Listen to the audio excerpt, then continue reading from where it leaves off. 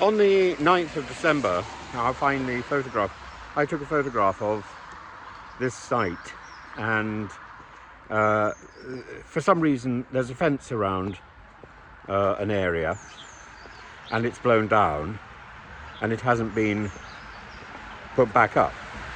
And it's been like this for weeks, through Christmas, through the appalling weather, and it is in itself causing a danger. It's a vision of the dilatory care that is given by the council in Rugby, and I find it extraordinary that this mess is next to an area where I slipped only a few months ago, and I'm still in pain as a result of that. But this is a little fence. I have no idea what the fence is there for, but the fence has been down for a good few days, and each time I walk past it, this is what I see. Today it's been snowing. I think it's probably quite dangerous conditions really to be walking around, particularly if you're elderly. And this is the level of support given by the local council here in Rugby. I imagine very few people in the YouTube community here are from Rugby, but those who are, I think probably it's worth a letter to a local councillor, or it's worth simply a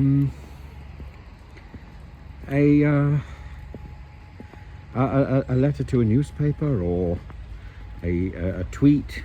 I don't know what the answer is, because local government clearly doesn't work in Rugby, and it's a great shame. It's a great shame when things have been. This is almost certainly a result of something farmed out to a private company, but that company doesn't work. Now, if there's a fence around something, then presumably there's something else which is wrong, so repair it. But to put a fence around something, to allow that fence to fall down, and to be so indifferent to it, this is an indication of a failed local government. This is Rugby, and this is an area where I slipped about 3 months ago, and I'm still in pain as a result. The local GP surgery doesn't seem particularly interested in that either. So essentially this is a town that probably one shouldn't come to, because it's not safe. And this is about local amenities.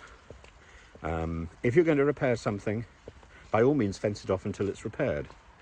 A fence of this sort is a demonstration of intent, and if you have no intention of repairing it, well, don't add another obstacle to the problem that needs to be surmounted. And more importantly, if that fence falls down, put it back up.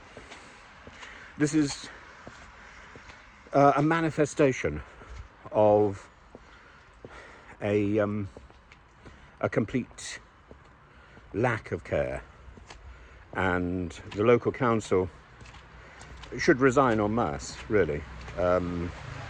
I've seen my local councillor specifically about this area. He's a Liberal councillor, and he's been a councillor for a long time. Maybe that should stop. But I also mentioned to him the problem of bicycles riding down the pavement willy-nilly in all types of weather, in the dark as well as during daylight. And it's a danger. This isn't a pavement that's earmarked for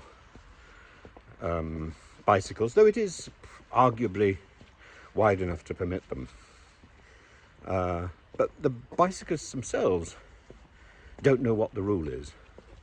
And this again is a failing of both local and national government, because the rules are uncertain, because some pavements are allocated for bicycles and some are not. The the signposts need to be very clear, and in an area where I mean, you can see here just simply by looking at the ground the number of bicycles that have skidded through here in the snow this morning. In an area where bicycles are known to be going up and down, there clearly is confusion, and signposts would be a good idea. Now, I saw the councillor over a month ago, 2 months ago, I think, and nothing has been done. There's been no signposting, there's been no local announcements. Again, indifference. And you have to ask, what is the point of local government if it does nothing? And the answer has to be, there is no point.